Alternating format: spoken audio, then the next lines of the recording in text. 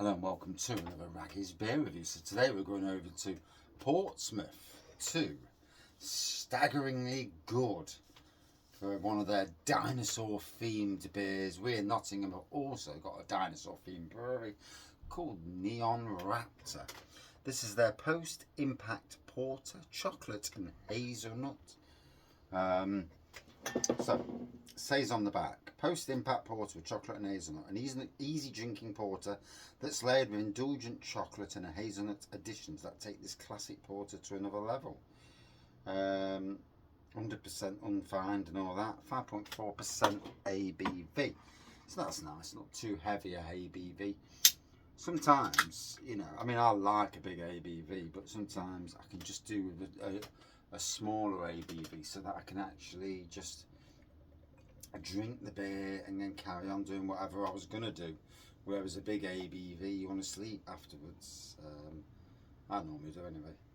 So, plenty of carbonation going off here.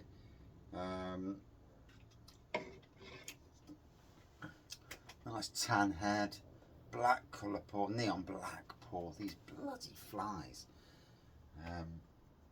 Obviously the heat last week. Get some fly spray and yeah, get rid. And there we go. So on the nose, yeah, lovely chocolate on the nose. It gives off a bit of a barrel on the chocolate, to be fair. Hazelnut is not there at the moment. That's it, doors open, pee off out. Yep, go that way. Bloody flies. Obviously need some more spiders in there to nobble them.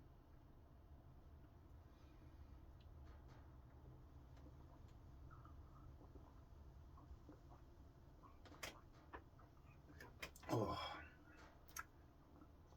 that's nice. That's going down a treat, that is. Very easy drinking, very light. Chocolate, cocoa, malty, which you'd expect anyway, malty. You know, most beers are going to be malty in some form or another, and lagers.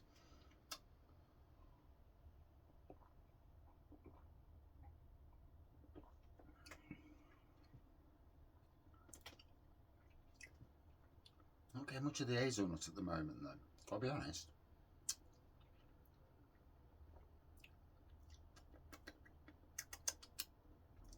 It's giving it time to breathe, you know, let them breathe. Reminds me, I must wear shorts tomorrow.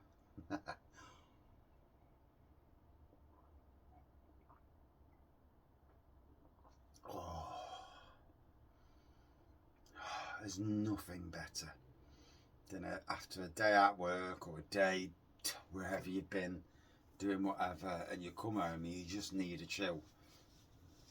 I mean, my wife's had a day with the grandkids when one of them's been on it all day, and you know, you just need that little bit of chill and a bit of downtime so you can you know, put up with the world again.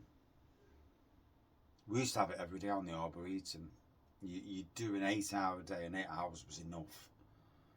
You do an 8-hour day, and at the end of that 8-hour day, because of the intense, you know, every day was confrontation. Every single day was confrontation. And dealing with idiots, confrontation. You know, all sorts of stuff, from people threatening people with screwdrivers.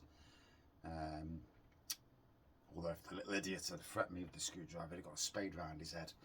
But I'd have dealt with him. And that little weasel of a bloke, no, horrible little bloke, you know. But the thing with public parks, they breed the worst. The good people go on public parks, but the worst as well. You do get some right lovely bits of humanity.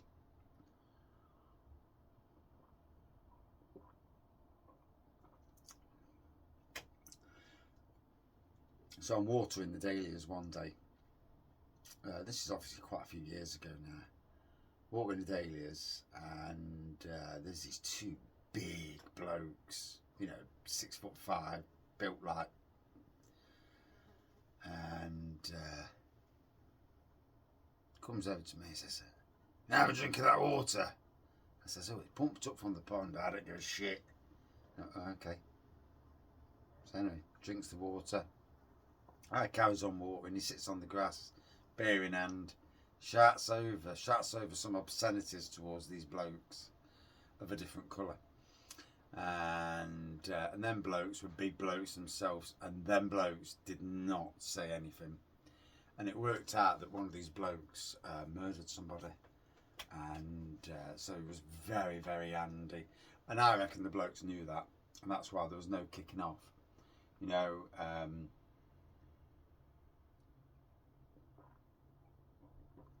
It's one of them occasions, not many occasions, that I'd just keep out the way from it, because I thought, nah, I'm not getting involved in this. You can smell it. Sometimes you think, nope, that's not for me. Keep away. Usually on public parks, things happen and it dies down on its own, and sometimes it's not worth getting involved. Most of the time the idiots will fall asleep and everybody else will go and leave them to it.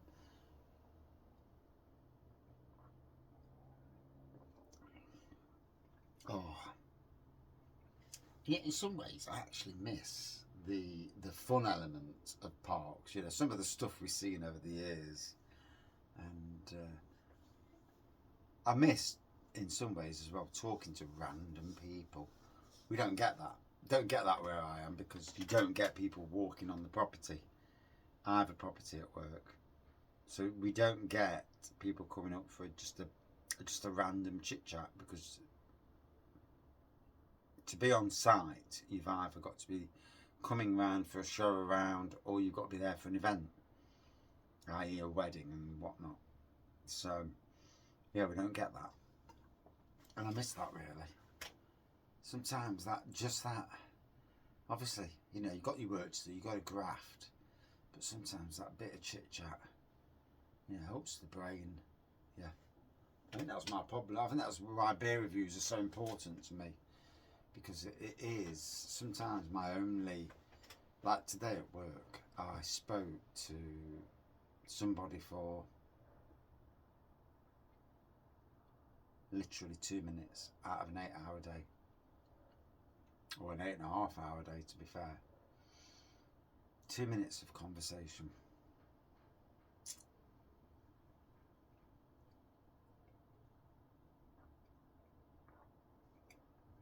And then nearly 2 hours next door and no conversation.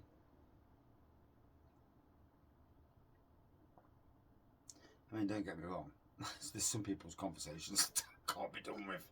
I'm like, oh, for God's sake, go and do one. But then sometimes, even if it's mundane, sometimes it's nice just to have that little bit of a chat and put the boat to rights. There's something with, debating what's going on in the world at the moment, even if it is absolutely depressing. The idiots are in charge of the world at the moment, aren't they? Or are they? Or is it all?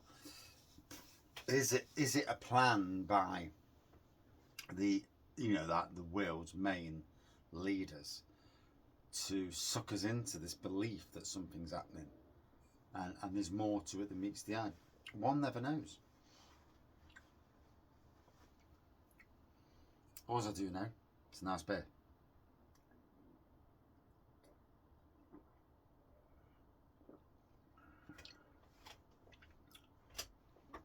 So the hazelnut is there, but it's in very limited quantity. Chocolate's there throughout, but the hazelnut, I've had many chocolate and hazelnut beers, and the hazelnut is more there. So maybe it's meant to be subtle on this beer. One never knows, because you don't know what unless they say we've gone for a subtle hazelnut, chocolate and hazelnut. But it certainly is subtle hazelnut.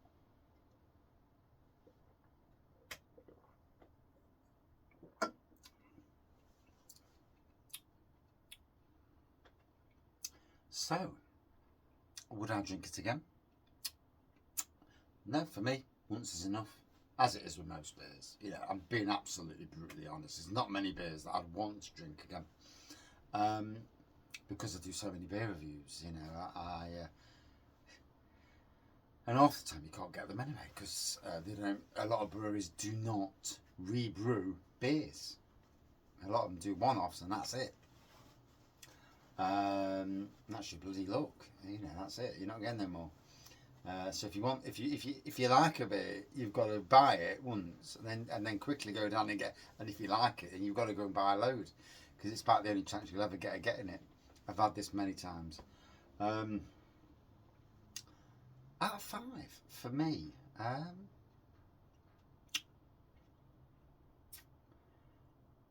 Like I said, I thought the hazelnut was a little bit subtle, but it was a nice beer, a lovely chocolatey beer, cocoa, malty. I would 4.3 out of 5 for me.